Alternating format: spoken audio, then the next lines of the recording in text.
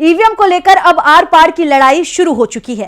राजनीतिक दलों के साथ ही अब सुप्रीम कोर्ट के वकील, नागरिक संगठन अब सड़क पर आ चुके हैं। जगह जगह विरोध हो रहा है और इस मामले को लेकर सुप्रीम कोर्ट के वकील महमूद प्राचा ने बड़ा खुलासा करते हुए कहा कि पूर्व चुनाव आयुक्त भी मान चुका है कि ईवीएम से हेराफेरी हो सकती है। तो क्या कहा है चुनाव आयोग ने, देखिए इस रिपोर्ट में। चुनाव में हेराफेरी होती है, ईवीएम से चुनाव होगा तो विपक्ष के लिए जीतना मुश्किल होगा। 2% वोटों की हेराफेरी आसानी से हो सकती है।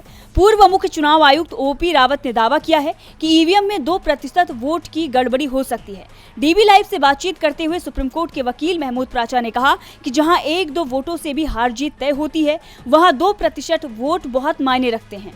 प्राचा ने कहा कि बैलेट पेपर से चुनाव सस्ता, पारदर्शी और निष्पक्ष होता है, जबकि ईवीएम सवालों के घेरे में है। ईवीएम के खिलाफ तमाम आवाजें उठ रही हैं। जो ईवीएम का समर्थन करता है वो ईवीएम का प्रधानमंत्री चाहता है, जनता का नहीं। महमूद प्राचा ने कहा कि 5 से 6 जनवरी को हमने मार्च किया चुनाव आयोग और सुप्रीम कोर्ट की तरफ। हम जनता के कहने पर सड़क पर आए हैं। लाखों लोग हमसे संपर्क साध रहे हैं, कह रहे हैं कि ईवीएम को हटाया जाए। हमारे विरोध प्रदर्शन के बाद चुनाव आयोग भी अब दबाव में दिखाई दे रहा है। जो चुनाव आयोग विपक्ष को सुनने को तैयार नहीं था, कांग्रेस महासचिव जयराम रमेश की मांग को दरकिनार कर दिया था, इंडिया गठबंधन के सवालों का जवाब नहीं दे रहा था, जिसने ये साफ कह दिया था कि वो किसी भी सवाल का जवाब नहीं देगा।